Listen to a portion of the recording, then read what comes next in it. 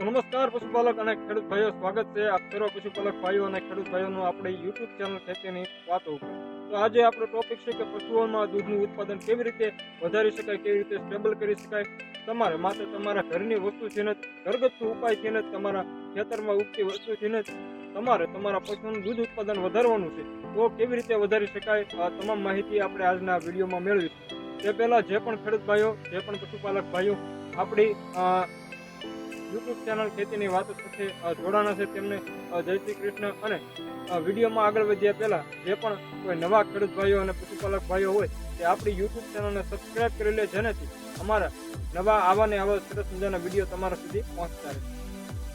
તો ખેડૂત ભાઈઓ, આપણે મેથી અને એની સાથે શું આપવું, કેવી રીતે આપવું જેનાથી પશુઓનું દૂધ ઉત્પાદન વધી શકે, તેના વિશે આપણે વાત કરી. તો ચાલો વિડીયોમાં આગળ વધવી, વધારે તમારો સમય નહીં લઉં, માત્ર થોડોક જ સમય લઈશ, માટે વિડીયોમાં અંત સુધી બન્યા રહેવા વિનંતી.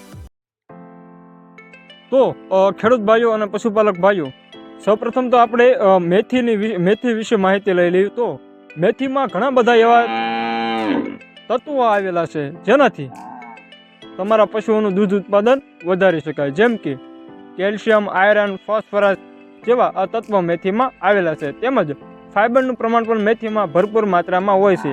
તે પાચન શક્તિમાં વધારો કરે છે, તમારા પશુઓમાં પાચન શક્તિ વધારે છે, જેના કારણે જો તમારું પશુ ઘાસ સારો ખાતું હોય, એનું પાચન જ જો ઠીકથી ન થતું હોય તો કેવી રીતે એ દૂધનું ઉત્પાદન વધારી શકે. માટે મેથી પણ આપણે કીધી કે ખૂબ જ જરૂરી છે, જેનાથી તમારા પશુઓમાં પાચન શક્તિ વધે.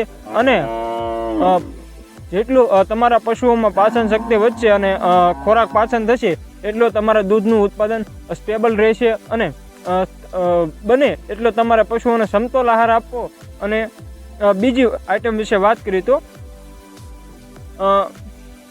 ઘણા બધા પશુપાલક ભાઈઓ એમ કોમેન્ટ કરતા હોય છે, અથવા તો એવી રીતનો પ્રશ્ન કરતા હોય છે કે દેશી ઉપાયથી અમારા પશુઓનું દૂધ ઉત્પાદન વધતું નથી. તો આપણે દરેક વિડીયોમાં જણાવીશું કે જો તમારા પશુઓમાં એવી ક્ષમતા છે તો જ તમારા પશુઓનું દૂધ ઉત્પાદન વધશે, બાકી નહીં વધે.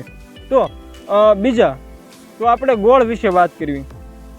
હા ભાઈઓ, તમારે સાથે ગોળ પણ લઈ લેવાનું છે. અને ગોળમાં તમને ખબર છે કે ભરપૂર માત્રામાં ગોળમાં કેલ્શિયમ આવેલું હોય છે.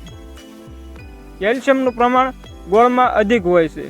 તેમજ તમારે ગમે તે પશુઓને ગોળ ખવડાવવું ત્યારે તમારે જોવાનું કે તમારા પશુઓમાં દૂધનું ઉત્પાદન થોડું ઘણું એવું સ્ટેબલ બની રહે.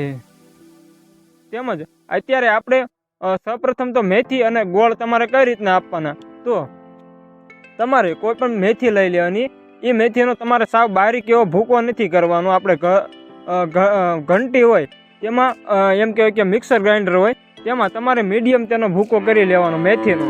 ત્યારબાદ તમારે જે ગોળ હતો એના પણ નાના નાના એવા ટુકડા કરી લેવાના અને તે મિક્સરમાં તેની સાથે ગ્રાઇન્ડ કરી અને સાઈડમાં મેલી દેવાનું બે વસ્તુ. ત્યારબાદ તમારે પ્રશ્ન એ છે કે કેટલા પ્રમાણમાં જોઈશે. તો તમારે જે મેથી રહી એ 500 ગ્રામ અને જે ગોળ રહ્યો એ 1 kg પૂરો લેવાનો રહેશે. ત્યારબાદ ત્યાં બેના નાનકા ટુકડા થઈ ગયા. ગોળના પણ નાના તમારે બારીક એવા ટુકડા કરી નાખવાના અને ત્યારબાદ તમારે મેથીના પણ ટુકડા કરી નાખવાના. આ બંનેના તમારે જે ટુકડા કર્યા ત્યારબાદ તેને એકત્રિત કરી લેવાનું. અને જ્યારે તમારું પશુ સાંજ સવાર તમે એને ખાણ અથવા તો ભડકું ખવડાવો ને તેની સાથે થોડું આપતું રહેવાનું, જેનાથી તમારા પશુઓનું દૂધ ઉત્પાદન તમારે સ્ટેબલ જ બની રહે છે.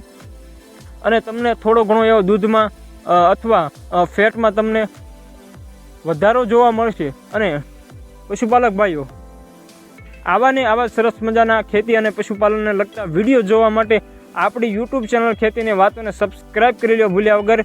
તો ભાઈઓ, ફરી મળીશું એક નવા જ વિડીયોમાં. જય શ્રી રામ.